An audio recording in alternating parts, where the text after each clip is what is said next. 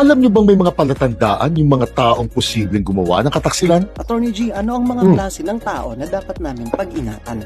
In general, ang pagtataksil o pagtatraidor sa'yo ay posibleng manggaling sa kahit kanino. Ngunit kung mas magiging mulat kayo, may mga palatandaan din ito na mapapansin ninyo. At ito ang mga katangian ng isang tao na mas malaki ang posibilidad na gumawa nito. Una, ang remorseless o walang pagsisising nararamdaman. Sila yung mga tipo ng tao na kayang mga tuwiran kahit maling-mali na ang kanilang pinaggagawa dyan. Yung tipong okay lang sa kanila kahit hindi sila magbayad ng utang. Total daw mayaman ka naman. O kaya, okay lang daw na magnakaw sila sa kaba ng bayan.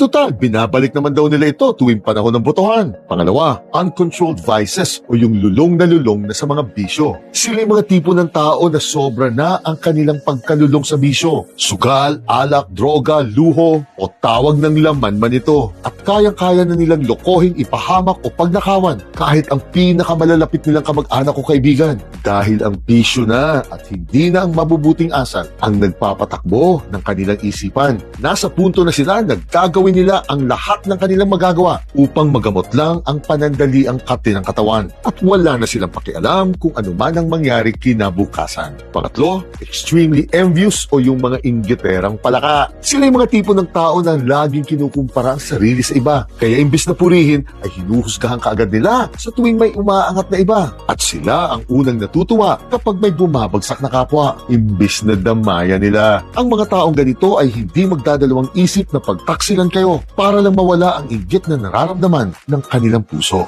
At ang pang-apat, habitual users o ang mga likas na manggagamit. Ito yung mga tipo ng tao na pinapansin lang kayo o mababait lang sila sa inyo kapag may kailangan sila sa inyo. Ngunit tila nawawala silang parang bula kapag ikaw naman ang may pinagdadaanan o nasa alanganing pwesto. Ang mga taong ganito ay hindi tunay na kaibigan o kamag-anak ang turing sa inyo, kundi isang kasangkapan lang kayo na pwede nilang gamitin kung kailan nila gusto. At pwede nilang isawalang bahala kung wala na silang pakinabang dito. Ngayong alam nyo na ang ugali ng mga taong dapat pag-ingatan nyo at kung kailangan iwasan ninyo, mas mababawasan ang posibilidad na may magtataksil sa inyo. Jeanette.